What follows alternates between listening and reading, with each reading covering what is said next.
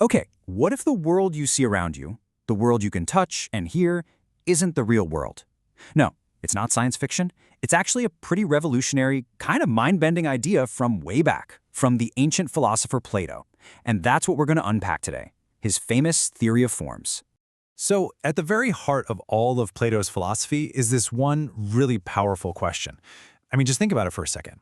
Everything in our world is constantly changing, right? People get older, trees grow and then they die, even mountains wear down over time. So if everything is always in flux, how can we possibly know anything for certain? How can we have knowledge that doesn't change? That's the puzzle Plato was trying to solve. All right, so here's our game plan. First, we're going to look at the problem Plato was wrestling with, this whole idea of shaky opinions versus solid, true knowledge. Then, we'll dive into his incredible solution, the world of forms. After that, we'll see just how huge its impact was. And we'll wrap up with what might be the coolest part, Plato basically critiquing his own big idea. Okay, let's get into it. Before we jump to Plato's pretty wild solution, we really need to get our heads around the problem he was seeing.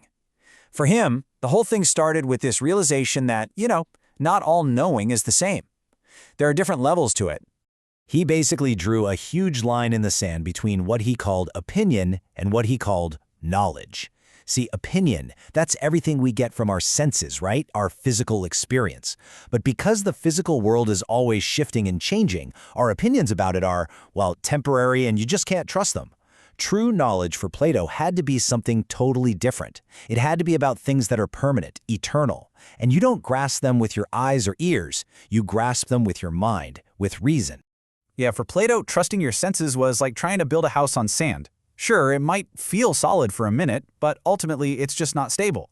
It's never going to give you that solid bedrock of truth he was looking for. So this leads to a massive question. If we can't trust our senses, where in the world do we find truth? And this is where Plato makes his big, radical move. He reasoned that, okay, if the physical world can't give us those permanent, unchanging things we need for real knowledge, then that knowledge must come from somewhere else, somewhere completely different. This is the huge leap he takes. He literally argues that there has to be another dimension of reality, a higher one, a more perfect one, and get this, a more real world than the one we're living in.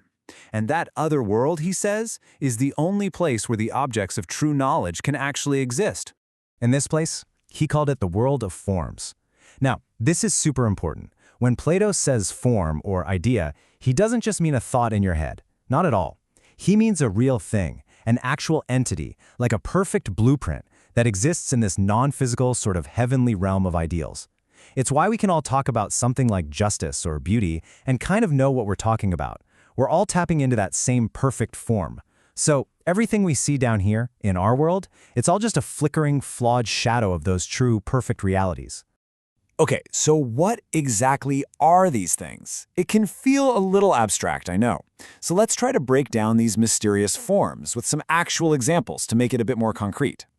Plato pretty much thought there was a perfect blueprint for, well, almost everything. Think about abstract qualities, right? There's a perfect form of justice, and every just act we see is just trying to live up to that. For living things, there's a form of humanness, and every single one of us is just an imperfect copy of that perfect original. It even works for concepts, like a circle. You can't draw a geometrically perfect circle. It's impossible. But every circle you do draw is sort of aiming for that perfect, ideal form of a circle. And this connection is the key. He said that things in our world participate in their perfect form. So that beautiful painting you saw, it participates in the one true form of beauty. Your loyal dog, it participates in the perfect form of dogness. Our entire reality is just a world of copies, and they all point back to these original, perfect blueprints. Now, you might be thinking this is just some weird, abstract, philosophical idea, but no way. This became one of the most influential ideas in all of history. I'm not exaggerating. For over 1,000 years, the theory of forms literally shaped how the entire Western world understood reality. And the knock-on effects were just massive. In theology, for instance, it gave people a framework for a perfect, non-physical God. In ethics, it meant that goodness wasn't just your opinion versus my opinion. It was a real, objective thing. In math, it explained why concepts like numbers and perfect shapes exist in our minds but not in the physical world. It touched everything. And this timeline really shows you its incredible staying power. For more than 1,000 years, you can see it there in that first model, Plato's whole tiered view of reality, with the perfect form sitting at the top, that was the main model for all of Western civilization. It wasn't until way later, the Enlightenment and the modern era, that you start to see that shift towards the mechanistic and organic models. But for a full millennium, Plato's idea was basically the intellectual air that people breathed. But here's where it gets really interesting. Here's the twist. And honestly, it might be the most impressive thing about Plato. It turns out the theory's biggest, most insightful critic was probably Plato himself. Yeah, in his later works, his later dialogues, Plato just relentlessly puts his own theory to the test. He wasn't some dogmatic guy who was like, here's the answer, just believe me. No, he was a true philosopher. He pushed his own ideas right to their breaking point by asking some seriously tough questions. And just look at the kinds of questions he was asking. Like, okay, if there's a perfect form for beauty, does that mean there's also one for ugliness? Are there perfect blueprints for totally boring or gross things like mud and hair? And here's the really tricky one. If everything has a perfect form, does that mean there's an ideal form of wickedness, an ideal murder? I mean, these are not easy questions to answer. At all. He even came up with this pretty devastating critique that we now call the third man argument. Let's walk through it step by step. So according to the theory, a regular man is a man because he's like the ideal form of man. Simple enough. But then Plato asks, okay, how can we even compare the two? To see that they're alike, there must be another form, right? A third man, a form of likeness that they both share. But wait, now you've got three things to compare, which means you need a fourth form to link them, and then a fifth and a sixth. It just goes on forever.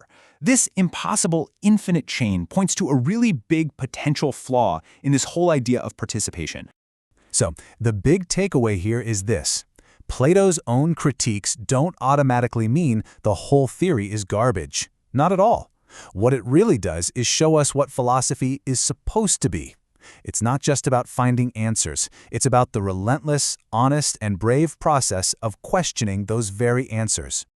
And that really leaves us with the same profound question that Plato's theory forces us all to think about. If this world we live in, the one we experience every single day, is just a shadow, just an imperfect copy of some higher truth, then what does that actually say about our reality, about our lives, and about our whole search for meaning?